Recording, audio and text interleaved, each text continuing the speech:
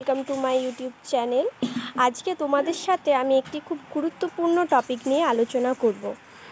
আমি সম্প্রতি একটি পেপারে দেখলাম, সম্প্রতি হাওড়ার কিছু নাবালক 5 জনের মতো একটি রোগে আক্রান্ত হয়েছে। রোগটির নাম হচ্ছে ফাইলেরিয়া বা ফাইলেরিওসিস।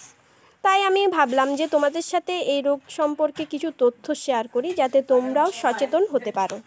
রোগটি একটি এন্ডেমিক ডিজিজ। এই রোগটি বিভিন্ন জোনের মধ্যে হয়ে থাকে।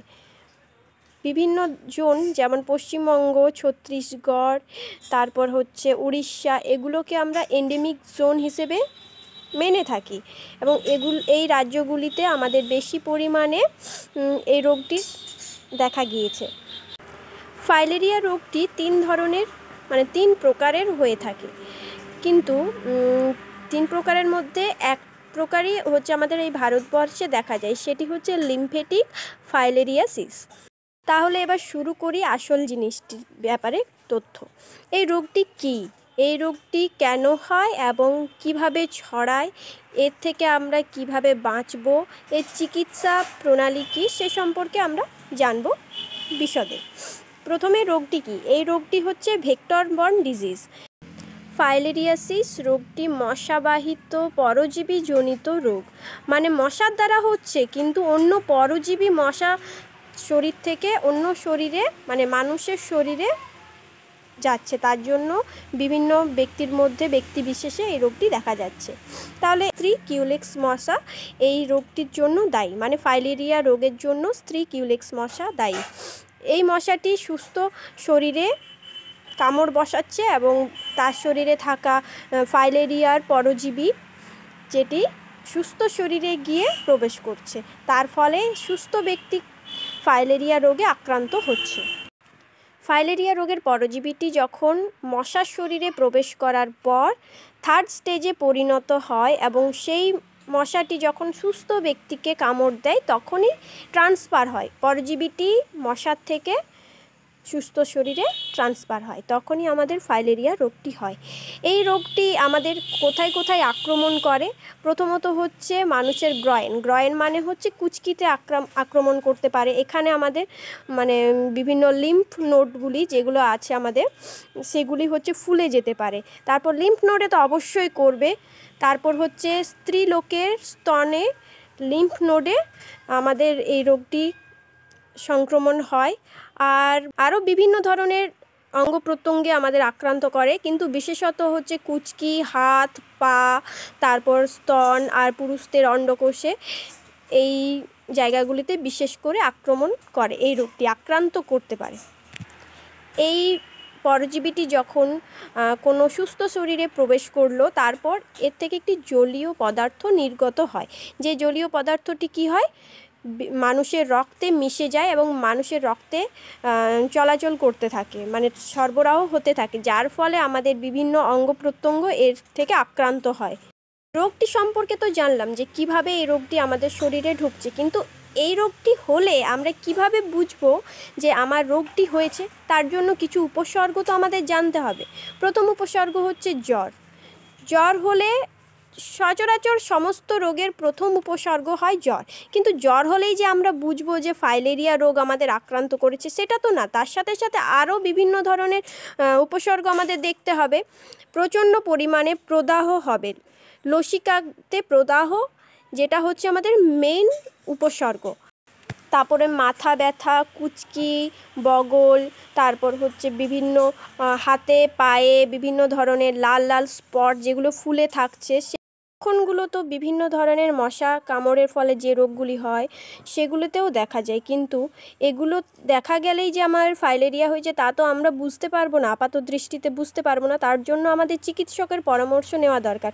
ওনারা ব্লাড টেস্ট করতে দেবেন, ব্লাড টেস্ট করলেই আমরা বুঝতে পারবো যে আমাদের ফাইলেরিয়া হয়েছে না ম্যালেরিয়া হয়েছে না বিভিন্ন ধরনের রোগ যেগুলো হয়, ডেঙ্গু বা চিকেনগুনিয়া যেগুলো আছে মশাবাহিত রোগ, সেগুলো হয়েছে।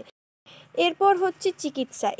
কারণ একবার আক্রান্ত হলে সেই ব্যক্তি বারবার এই ফাইলেরিয়াতে আক্রান্ত হতে পারে, কারণ এর পরজীবী, ফাইলেরিয়া রোগের পরজীবী মানুষ শরীরে একবার ঢুকলে তারপর 7 থেকে 9 বছর পর্যন্ত শরীরে জীবিত থাকতে পারে এবং সেখান থেকে বংশ বিস্তার করছে যেহেতু, তাই 7 থেকে 9 বছর পর্যন্ত শরীরে রয়েছে। একবার সেরে যাওয়ার পর আবার কখন হবে সেটা বলা সম্ভব না। সেরে যাওয়ার 1 মাসের মধ্যেও হতে পারে, 6 মাস পরেও হতে পারে, বা বিভিন্ন সময়ে হতে পারে, সেটা কোনো আন্দাজ করে বলা যায় না। তাই একবার হলে ভাববেন না যে আর হবে না। পূর্ণাঙ্গ পরজীবীকে মারার জন্য মানে দমন করার জন্য কোনো সঠিক চিকিৎসা নেই, কিন্তু হচ্ছে মাইক্রোফাইলেরিয়াসিস দমনের জন্য ডায়াথাল কার্বামাইজিন ওষুধ ব্যবহার করা হয়, কিন্তু পূর্ণাঙ্গ পরজীবীর জন্য কোনো প্রকার ওষুধ এখনও তৈরি হয়নি। যেহেতু এই রোগটি একবার হওয়ার পর বারবার হয়, তাই আমাদের কি বললাম উপসর্গ কি, লসিকা গ্রন্থিগুলোকে ইফেক্ট করে বেশি। তাই বারবার যদি এই রোগটি হয় তাহলে লসিকা গ্রন্থিগুলো হচ্ছে বারবার এফেক্টেড হবে এবং সেখান থেকে লসিকা গ্রন্থিগুলো ফুলে যাবে। রোগটি থেকে সেরে যাবেন, কিন্তু এই যে ফুলে উঠছে যে অঙ্গগুলো, মানে পা যদি ফুলে যায়, সেই পা ফোলাটা আর সারা জীবন কমবে না, সেই রকমই অবস্থায় রয়ে যাবে। যেহেতু এই রোগের পরজীবী আক্রান্ত করলে লসিকা গ্রন্থিগুলোকে অ্যাটাক করে, বেশি ইফেক্ট করে, তার ফলে কি হয়, লসিকা গ্রন্থিগুলোতে লসিকা চলাচল করতে পারে না, মানে লসিকা নালীগুলি বন্ধ হয়ে আসে, মানে বুজে আসে। তার ফলে সেখানে এক প্রকার টিস্যু উৎপন্ন হয়, মানে ফাইব্রাস টিস্যু উৎপন্ন হয় এবং অঙ্গগুলিকে শক্ত করে দেয়। তার ফলে লসিকা চলাচল করতে পারে না নালীগুলোর মধ্যে, সেই অবস্থায় থেকে যায়, ফুলে থেকে যায়, কোনো পূর্ব অবস্থায় আসতে পারে না। এরপর আমরা তো জানলাম এই রোগটি কী, এর লক্ষণ কী এবং চিকিৎসা পদ্ধতি কী আছে কি নেই। এরপর আমরা একটা কথা জানি, prevention is better than cure. তাই আমাদের সবসময় মনে রাখতে হবে যাতে আমাদের শরীরে রোগটা না হয়, তার জন্য সচেতনতা মানে অ্যাওয়ারনেস ক্রিয়েট করতে হবে আমাদের। রোগটি থেকে কি করে বাঁচব, যেহেতু আমরা জানি এই রোগটিও মশাবাহিত রোগ, আরও যে রোগগুলো মশা দ্বারা সংক্রমিত হয় সেরকমই আমাদের ব্যবস্থা নিতে হবে যাতে আমাদের শরীরে মশা না কামড়ায়। তার জন্য আমাদের কি করতে হবে, আমাদের বাড়ির চারপাশটা পরিষ্কার রাখতে হবে, জল জমতে দেওয়া যাবে না, ঘুমানোর সময় অবশ্যই রাত্রিবেলা অবশ্যই মশারি টাঙিয়ে ঘুমাতে হবে। তারপর হচ্ছে বিভিন্ন ধরনের স্প্রে পাওয়া যায় মশা মারার, মানে মশার লার্ভা মেরে ফেলার জন্য স্প্রে পাওয়া যায়, সেগুলো ব্যবহার করতে হবে।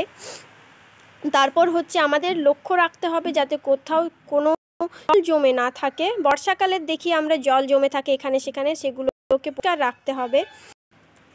আর অবশ্যই কোনো উপসর্গ দেখা গেলে যত তাড়াতাড়ি সম্ভব সামনের হসপিটালে মানে ডক্টরকে দেখাতে হবে, যাতে আমার রোগটি তাড়াতাড়ি সুস্থ হয়ে যায়, যাতে না বেশি ছড়িয়ে পড়ে শরীরে। তাই অবশ্যই ডাক্তারের পরামর্শ নিতে হবে, পরামর্শ অনুযায়ী চিকিৎসা করতে হবে। সকলকে বিষয়টি মনোযোগ সহকারে শোনার জন্য। অল্প হলেও তো বুঝতে পেরেছেন, তাহলে আপনাদের কি করা উচিত, সচেতনতা বাড়ানো উচিত। সচেতনতা যত বাড়াবেন তত বিভিন্ন ধরনের, শুধু এই রোগের ক্ষেত্রে নয়, বিভিন্ন ধরনের রোগের ক্ষেত্রে আপনারা বাঁচতে পারবেন। তাই সুস্থ থাকুন এবং সকলকে বিভিন্ন ধরনের এই সচেতনতা বার্তা প্রেরণ করতে থাকুন, যাতে আপনিও সুস্থ থাকেন, অপরজনও সুস্থ থাকে। ধন্যবাদ।